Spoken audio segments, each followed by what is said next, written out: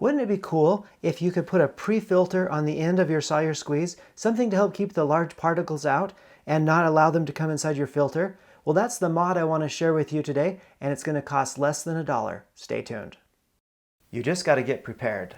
Thanks for joining me in the Sawyer Squeeze Tips and Tricks series, where I'm trying to share everything that I know about the Sawyer Squeeze to try to help make your life a little bit easier and help you to get the most out of this amazing product. So what is this pre-filter that I'm talking about? Well, they call it a hose washer with screen.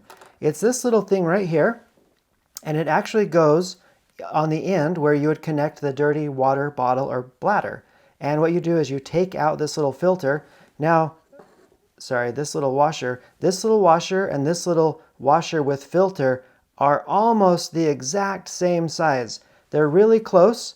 The original washer is slightly larger and this one is slightly smaller. And by slightly, I mean this one goes in with just a little bit of work and the original washer takes just a little bit more work to get it in there. So they are almost the exact same size, but this one has this cool little screen to help keep debris out.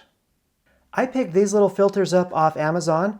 They're more what you would use in your lawn and garden area, but they work great with the Sawyer Squeeze. It was a 2-pack. They cost $1.89, so that was 95 cents per filter. And if you're interested in picking some up, I will leave a link below so you can find them easily.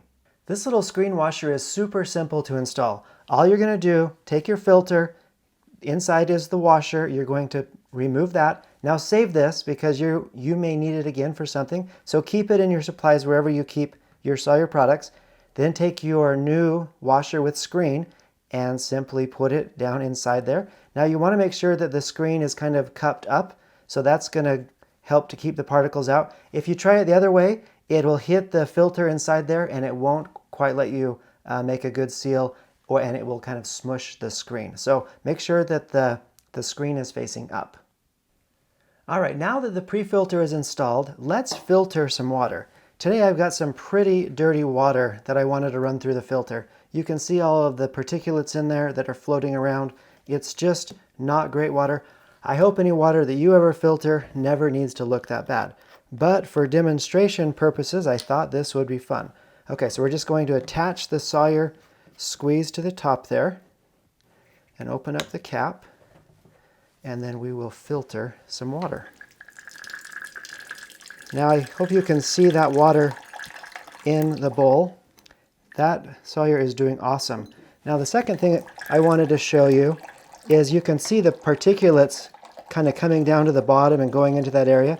If I move the filter back, you're going to see those particulates, there they go, kind of come back into the bottle. So you can kind of clean off that filter without having to take out the filter. Like it automatically kind of wants to clean itself, and so that's pretty cool. The next thing I want to show you is we have to filter all the way to the bottom, so I'll be right back, and then I'll show you what the screen looks like when it's dirty.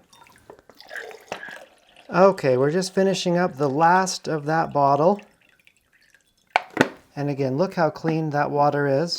But here's what I wanted to show you. As we take off this bottle, you can see all of the debris that was caught on this pre-filter.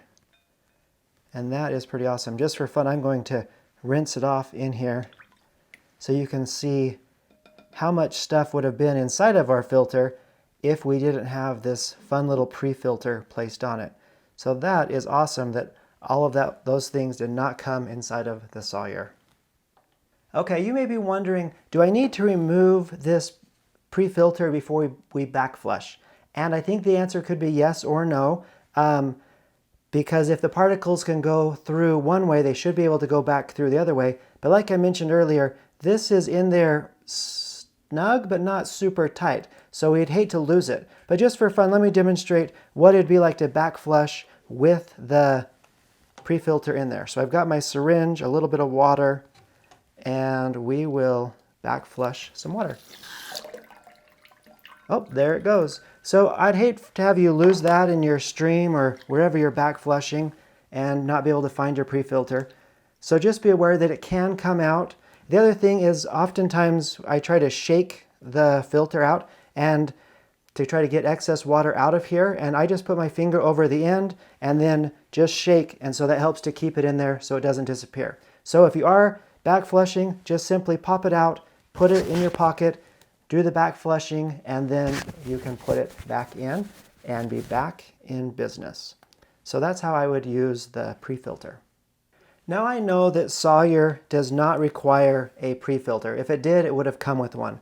I just like to take care of my gear and do what I can to help give it the best life possible. And if a little pre-filter helps me to feel better about it, helps to keep the large particles from inside of there, and it costs $1, I think it's a great investment to help keep the filter clean and working as good as possible for as long as possible.